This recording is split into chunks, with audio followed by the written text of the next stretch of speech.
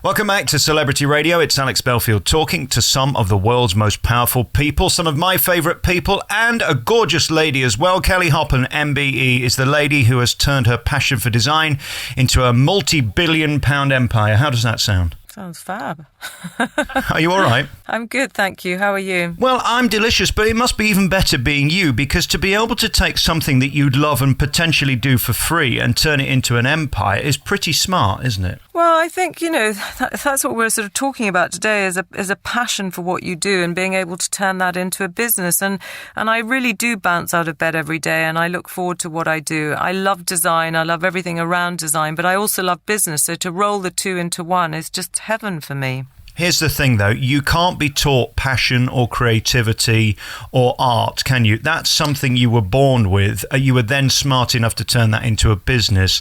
Are all business people creative, or can you just be the brains behind the creatives? Well, I think there's different things. I think, yes, I'm a creator and I was born with that. My business skills were totally self-taught. I'm completely dyslexic numerically and can't spell, but I've got spell check and I had accountants. So if you've got a business brain, you can make that work. I think you're born with something when you become an entrepreneur. I see it in young people. There's just that something that makes them stand out from someone else. But it's hard work. It's determination, self-discipline. It's a passion to succeed, but you do it for yourself. But it needs a lot of energy and stamina to do that. www.btrrm2015.co.uk is the website.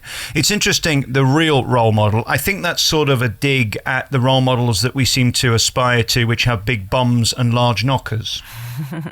Well, I think the thing is that today it's very different 40 years on when I started my business. We didn't have all of these kind of shows on television and we were aspiring maybe to what I call sort of real entrepreneurs at that time that you just heard about or read about. And I think today we're so ensconced in watching all of this reality on television and reading about it in magazines. And I think that people are mixing up the true passionpreneurs for just becoming famous quickly and making money. I think to turn a business into something that really can be substantial, starting from very small and growing, I think you have to have a real passion for what you're doing and to have the right reasons for doing it.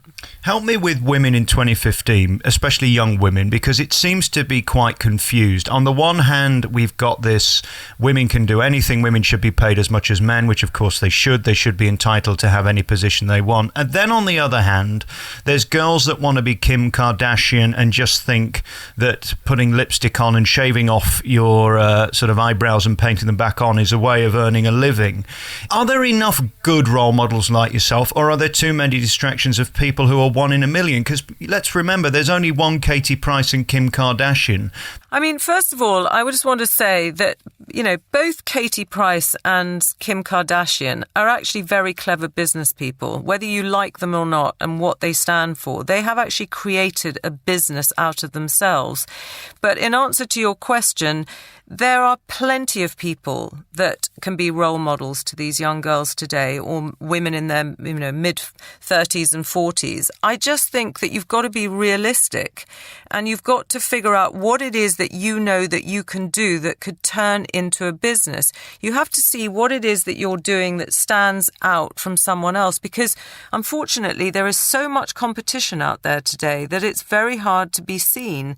But I think with social media, radio, television, you've got a much better chance of being seen than you did in my time. I was just with a dinner with a friend of mine who's an actor who is stunningly beautiful the other day, and he said to me, I'm going to LA because my agent told me that I'm one of the most beautiful people in London. I said, yeah, but the problem going to LA is there's a million of them. That's not good enough. And it's all relative, isn't it, talent? It is all relative. And I just think that as I said, and I always bat on about it, if you're egotistical and you think too highly of yourself and you're not real about, it's got to be authentic. Authenticity is really important in actually getting somewhere in life. And I think if you're starting off and you want to become a passionpreneur and you want to have a chance at creating something, make it authentic. You can find out more by going to the website. Britain's top real role model is at www.btrrm2015.co.uk. When we look at your life, it is extraordinary. I mean, you mentioned earlier the dyslexia. You really have overcome some incredible challenges. What made you so tenacious to fight that and be as successful as you are? Again, do you think you were born with that, or is that family and support? I think I was born with it, but I think the tragedy of my father dying when I was 16, I've thought about it because I'm asked the question a lot. I'm absolutely convinced that it was the biggest shock of my life, and I felt really vulnerable. And I just remember thinking, I'm never going to rely on anything ever again. I'm going to be self-sufficient, self-supportive, and I'm going to be really successful. And it's a drive. It's in me still today. You know, my motto is nothing's too big, but nothing's ever big enough. You know, nothing frightens me. And I think that a real true entrepreneur is not fearful of anything. It's like the more challenging, the more fantastic, the more kind of saliva you get in your mouth and you think, yes, I can do that challenge. Yes, I'm going to try and do it. But you do it for yourself. If you do it for someone else and you're waiting to have a pat on the back, it's a waste of time. This is something you do on your own. Being an entrepreneur, you know, I always say being a boss is actually quite a lonely business. You know, you're at the top. It's really you and it's your bubble, and you have to create the right environment in that bubble to get people to come in it with you to help support you. And when you're an entrepreneur, you'll realize that you need to bring people into your business that are better at doing the accounts or better at doing certain things that you're not good at. Find out what your passion is. Find out what it is that you're good at, and that's what you do, and that's how you'll create a good business. How hard is it sacking someone for the first time? I've never actually had to do it. Is it as tough as they say? Oh, it's horrible. It's awful. But you have to follow your gut. If something doesn't work and the person isn't working out, you have to, there's no nice way of getting rid of somebody and telling them that they no longer fit in your world. But, it happens. I haven't done it that often. I actually have to say I've been unbelievably lucky with the staff that I have. But I think that when you're at the top and you have a big business, you are the business. So how you are to people and how you look after people in your business will very much be a mirror image of the people that work for you. Can enthusiasm make up for being a fart, Ed? I mean, if you're not very good, can being really into it sort of compensate for that? No, because I think, eventually you're going to be seen for what you are. You need enthusiasm, 100%. I said earlier, sometimes on Dragon's Den, people would come on and give you a pitch and it'd be like, or you'd get someone coming on going, I've got this amazing idea and I'm determined and da-da-da-da, and it catches your attention and you think, okay, let me listen to this. So I think, your communication skills and who you are and the kind of extraordinary way that you network with people and talk to people. You don't want to be big-headed. You want to be authentic. You want to be honourable. You want to be humble. But at the same time, tenacity is a fantastic, contribution to any entrepreneur. Help me with people who let you down and disappointment in business. Where did you find the strength to do that? Because a career is never 100% happy and simple, is it? No, and I think you are let down every single day. If you were to sit down and think about your day and write down all the good things, they're going to outweigh the bad. But, I'm in a business where I constantly rely on people because I'm building houses all over the world for people and I'm, relying on them to deliver on time in the right format, in the perfect luxury, no mistakes. And sometimes stuff happens and you do feel let down. But the true trait of an entrepreneur is to look at it and go, fine, right, it's happened, move on. Who do we have that can rectify this? How can we get it delivered on time? And the one thing that I've learned is you've got to be calm when you talk to people. Never lose your cool. Don't shout at people. It won't get you anywhere. I always say in my business, if nobody's died, we don't have a problem. We'll sort it out. I was just looking at the newspapers this morning, and again, this story about women's pay is coming up, and it is extraordinary to me. I'm not a guy. I spent 15 years at the BBC where they love to tick boxes, so they'll put somebody in who doesn't know what they're doing just because they look right or fill a certain box. I'm not into that. I think the best person should get the job. But at the same time, it is still astonishing to me that women are being paid in the same role less than a man. It is extraordinary, isn't it? I do. I think gender equality is very important. I'm a great believer in that, but I do think women should be women and men should be men. You need both to have equal balance balance in the world. And women who do the same job as men should be paid the same. I mean, we have moved so far forward in my lifetime. I am absolutely horrified that we're still actually having this conversation. You get paid for, for what you're capable of doing, no matter whether you're a man or a woman. It shouldn't matter. You are in far more boardrooms than I am. Is there still an issue about giving women jobs? And what is it? Is it that they have to have time off to raise children, which is unfortunate? Is it the fact that men don't want to be in a room with women because they want to go and play golf? Or is it just because men are just ultimately sexist in the boardroom? I don't know, because I spend as little time in a boardroom as I possibly can. If you saw my boardroom at the HQ at Kelly Hoppen, it's fabulous. And, you'd never have that kind of feeling. Bored is in the title, isn't it? You took the words out of my mouth.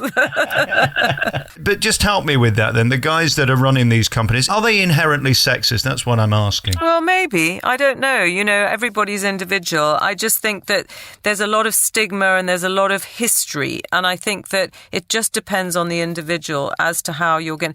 In all my life, if you think about my business, I spent a lot of my 40 years on a building site, which is very male orientated. I never felt like I shouldn't have been on that building site.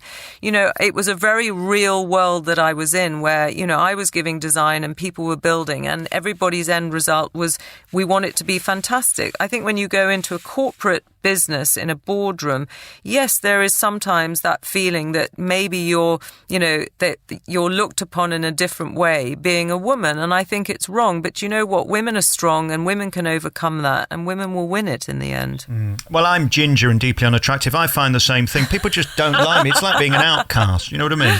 Well, I'm ginger, and it's never held me back. Well, you've got that Will and Grace thing going on. We'll end with this, because you are, well, if you don't mind me saying, gorgeous. And what's it like being attractive? That's a feeling I've never had. I bet you have. Send me a picture of yourself. No, I'm not. You're not allowed to send obscene material through the internet these days. Oh, I don't know. Listen, do you know what? I don't really think about that. I get up in the morning, I go to the gym, have a workout for an hour and get ready to go to work. I always want to make myself look nice, and I buy far too many clothes. But, you kind of just get on and do it. I think if you think about those things too much, you can't really get on and do your job properly. I went to the gym and applied to join the gym, and they said that they couldn't polish a turd. I don't know what that means, Kelly, but if you could help me with that. You can find out more about Britain's top real role model at www.btrrm2015.co.uk. Of course, the Dragons are back, and you're not on it this year. I'm sorry about that, because you were really good. You fitted into that show beautifully. Thank you. No, I loved it. But workload was just too much for me. And, my passion really is design, and it's my 40th year this year, and I've got lots of big things happening, and I just couldn't commit to it. So sadly, I'm not on it, but it was brilliant. I did love it. What I love about people like you, creatives, and people who sort of do the finishing touches, is when the guy comes in with more money than sense and says, no, I don't like it, do the whole thing again. Is that frustrating, or do you just think, well, all right, I'll charge you more money? No, because luckily I would say 99% of what I do, I don't have that, because I'm good at finding out what people want, and it doesn't really matter how much money someone's got. It's just getting the job done right. So, I would never sort of look at it like that. Occasionally you've got people that can't decide what they want, and then it becomes frustrating, but that's my job, really. Yeah, and just very finally, I've still got the ducks going up the wall, up the stairs. Is it time I took those down? Are they old-fashioned now? As long as they're in a straight road, just don't have them going diagonal. It'll be far more cool. No, mine are very Vera Duckworth, if you know what I mean. Great to talk to you. Kelly Hoppen is a huge star, designer, entrepreneur, and the lady who's inspiring all of these people to become real role models. Good for you. www.btrrm2015.co.uk is the website. Kelly, so lovely to talk to you. Thank you for your time. Thank you.